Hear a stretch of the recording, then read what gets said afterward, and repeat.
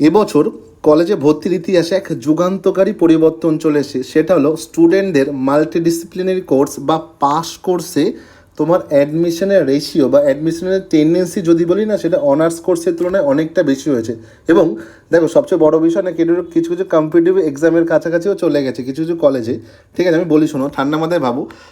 আমি যদি আশুতোষ কলেজ, এখানে দেখো কিছু আমি নাম্বার আর কি শেয়ার করেছি। আশুতোষ কলেজে বিএতে মাল্টিডিসিপ্লিনারি কোর্স বা পাস কোর্সে তোমার সিট আছে 367, অ্যাপ্লিকেশান পড়েছে তোমার 5000-এর কাছাকাছি। একটু ভালো করে বোঝো, যদি আমরা রেশিও বের করি না, মানে 7% স্টুডেন্টের আর কি কলেজে মানে ওই পার্টিকুলার কলেজে বা আশুতোষ কলেজে অ্যাডমিট হওয়ার আর কি পসিবিলিটি আছে। কথা বুঝতে পারছো? মজার বিষয় যেটা, সেটা হচ্ছে দেখো নিটে না 3% থাকে, জানো।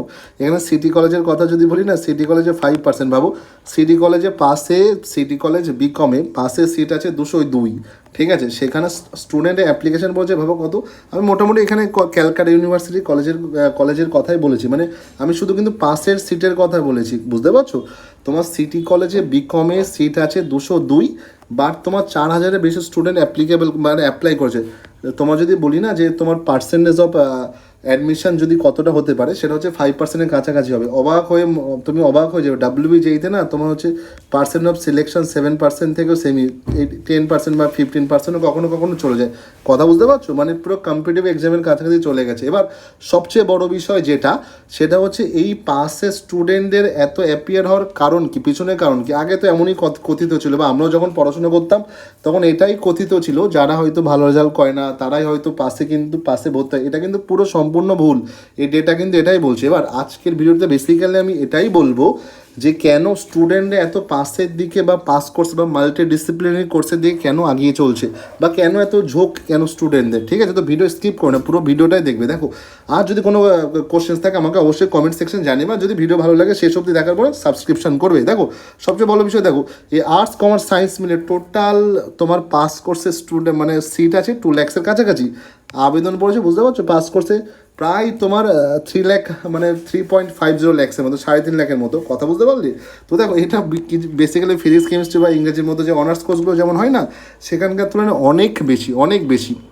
এবার সবচেয়ে বড় বিষয় দেখো, সবাই পাস কোর্স নিয়ে কেন পড়ছে, বা কেন বা পাস কোর্স নিয়ে পড়া উচিত যদি তোমার হায়ার স্টাডিজের কোনো রকমভাবেই ইচ্ছা না থাকে। তোমার যদি ধরো গ্র্যাজুয়েশনের পরে মাস্টার্স করার ইচ্ছা না থাকে বা পিএইচডি করার ইচ্ছা না থাকে, তাহলে পাস কোর্সই বেস্ট। দেখো, সবচেয়ে বড় বিষয় যেটা, সেটা আমি বলছি। দেখো, অনেকে না দেখবে জব চাই তাড়াতাড়ি, ঠিক আছে, জব চাই। তো দেখো, এমনি দেখবে অনার্স কোর্সগুলো জানো তোমার 2020-এর পরের থেকে 4 ইয়ার্স হয়ে গেছে। তো সেক্ষেত্রে দেখেও মোটামুটি 1 বছর সেভিংস, মানে বুঝতে পারছো চাকরি বাকরিতে সুবিধা হয়।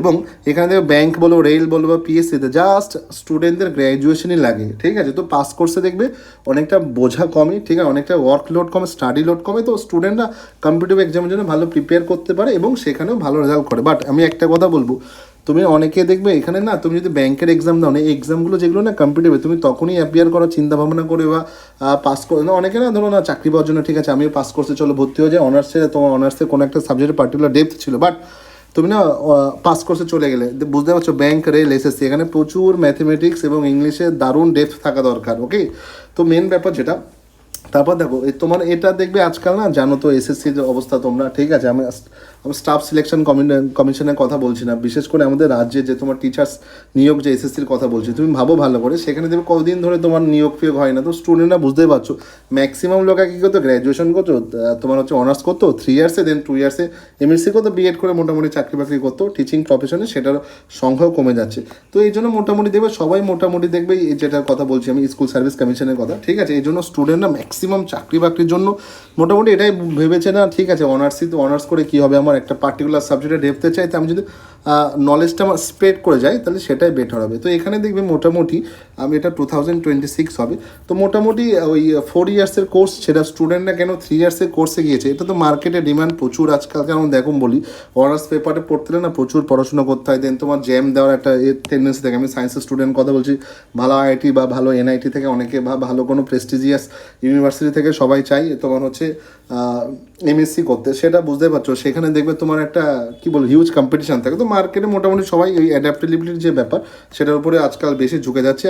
আর মোটামুটি দেখো ইন্ডাস্ট্রি না র্যাপিড গ্রোথ হচ্ছে। পাস কোর্সে না তুমি তাও 2 বা 3টে সাবজেক্ট নিয়ে পড়তে পারবে, ঠিক আছে? সে যে কোনো সাবজেক্ট নিয়ে পড়ো, তুমি শুধু ফিজিক্স কেমিস্ট্রি ম্যাথ ছাড়া, বা তুমি ধরো ইংলিশ বা আমি যে আর্টসের যে কম্বিনেশনগুলো আছে আমি অতটা অ্যাওয়ার না, বাট তুমি চাইলে পড়তে পারো, ঠিক আছে? ক্যারিয়ার ফ্লেক্সিবিলিটিও থাকে, তুমি চাইলে পড়াশোনার সাথে সাথে তুমি কম্পিটিটিভ এক্সামগুলোর জন্য মানে জবের এক্সামগুলোর জন্য তুমি প্রিপারেশন নিতে পারো, ঠিক আছে? আর একাডেমিক প্রেশার অতটা থাকে না। সবচেয়ে বড় বিষয় যেটা সেটা হচ্ছে মাল্টি ডিসিপ্লিনারি কোর্স যেটা আছে, ঠিক আছে? মাল্টি ডিসিপ্লিনারি কোর্স 3 ইয়ার্সে হয়ে যায়, ঠিক আছে? আর এটা কিন্তু এই জন্য দেখবে আগে যে ধারণাটা পুরো ভ্রান্ত ধারণা ছিল, আমাদের সময়ও সবাই একই কথা বলতো যে কলেজে কোনো সাপোজ কোনো স্টুডেন্ট বলতো যে না ঠিক আছে অনার্স হয়ে যাবে না, বাস পাস হয়ে যাবে, বাট পাসের সিলেকশন রেশিও দেখেছো? পাসের সিলেকশন রেশিও আমি তো বললাম, দরকার হলে তোমরাও গুগলে চলে যাবে, নিট যেই বা তুমি মোটামুটি যেই মেন্স থেকে যেই অ্যাডভান্স অ্যাপিয়ার হওয়ার রেশিও দেখবে, সাকসেস রেশিও দেখবে, তুমি ডাব্লিউবিজি সাকসেস রেশিও দেবো, কেউ ভেবেছিল যে পাসের সাকসেস রেশিও এত হবে, ঠিক আছে? যে যাই হোক মোটামুটি তোমরা জানো কবে কি মোটামুটি তোমার পোর্টাল খুলেছিল না খুলেছে সেটা কিন্তু আমি বলতে চাইছি না। সবচেয়ে বড় বিষয় যেটা খাস কলকাতার সহ বিভিন্ন জেলাতে মোটামুটি মাল্টিডিসিপ্লিনারি কোর্সের আবেদন ঢালাওভাবে হচ্ছে। কারণ এছাড়া দেখবে জবের যেমন একটা ফ্যাক্টর আছে, এছাড়া দেখবে নিটের জন্য অনেকে রিপিটার হয়, বা তোমার মোটামুটি রিপিট তো অনেকে দেখবে এরমভাবেই দেয় না, এইমস যতদিন অবধি না পাবো রিপিট দিয়ে যাবো, তো তারাও দেখবে পাস কোর্সে আর কি ভর্তি হয়ে যায়। তো দেখো সবচেয়ে বড় বিষয় যেটা দেখো এখানে মোটামুটি দেখবে আশুতোষ সিটি কলেজের অধ্যক্ষের কিছু কিছু নিউজ আর্টিকেল থেকে আমি যেটা পেয়েছি সেটা হচ্ছে অনার্সে বিভিন্ন কোর্সের তুলনায় আমাদের কলেজে অতীতে কখনো পাস কোর্সে এত আবেদন জমা পড়েনি। যেমন সিটি কলেজের কথা বললাম 5%, মানে ভাবো না 100 জনের ভিতরে হয়তো 5% কলেজে ভর্তি হতে পারবে, ঠিক আছে? তারপর দেখো মোটামুটি কলকাতা বিশ্ববিদ্যালয়ের উপাচার্য এটাই বলেছে যে 3 ইয়ার্স কোর্স করে বহু বহু ছাত্রছাত্রী ব্যাংক, রেল ও এসএসসি পরীক্ষায় বসার সুযোগ পাচ্ছে। তার জন্য এই প্রবণতার সবচেয়ে বড় বিষয় যেটা, এটা যেমন পজিটিভ দিক আছে, একটা নেগেটিভ দিকও দেখো না। ফিজিক্স কেমিস্ট্রি বা যে কোনো সাবজেক্টে না তুমি যদি ডেপথ কেউ না চাই, ঠিক আছে, যদি ডেপথ না পড়ে, তাহলে গিয়ে দেখবে আগে গিয়ে না কোথাও না কোথাও আমাদের এডুকেশন সিস্টেমের কাছে না বড় একটা প্রশ্ন, ঠিক আছে? কারণ দেখো উইদাউট রিসার্চ অ্যান্ড ডেভেলপমেন্ট না কোনো জিনিস দেখবে বেশি দিন অবধি সাস্টেনেবল হয় না। তো বেসিক্যালি দেখবে এখানে যোগেশচন্দ্র কলেজের অধ্যক্ষ এটাই বলেছে যে পড়ুয়াদের মধ্যে বেসিক সায়েন্স বা আর্টস পড়ার আগ্রহ না থাকলে উচ্চশিক্ষার জন্য সত্যিই চিন্তার বিষয়।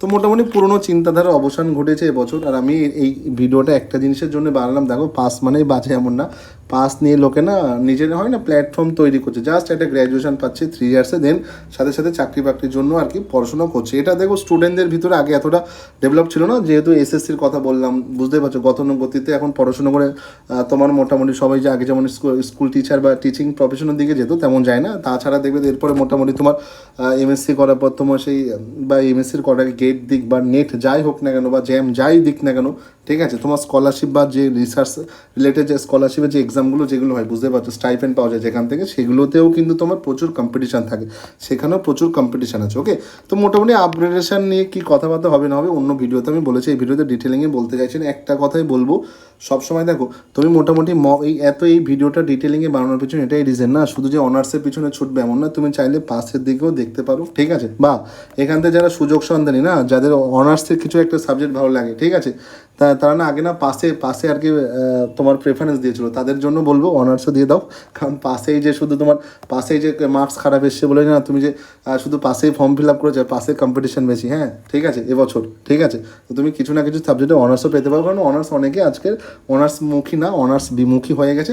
যাই হোক, যদি ভিডিওটা ভালো লেগে থাকে চ্যানেল সাবস্ক্রাইব করে দিও, ভিডিওটা লাইক করে দিও। আর মোটামুটি দেখবে WBCAP রিলেটেড আমি প্রচুর ভিডিও বানাতে পারবো, যত বেশি সাপোর্ট করবে আমি প্রেফারেন্স সমেত বলে দেবো, কলেজ সমেত বলে দেবো। শুধু একবার কমেন্টে কোশ্চেন করে দেখো, দেখো যদি কোশ্চেনের